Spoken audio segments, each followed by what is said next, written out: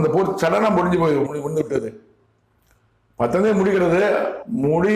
முடிந்த உடனே America Donald சொல்றாரு, நான் தான் போராட்ட பாத்திரேன் அப்படிங்கிறாரு. நான் நிப்பாட்டினேன் அப்படிங்கிறாரு.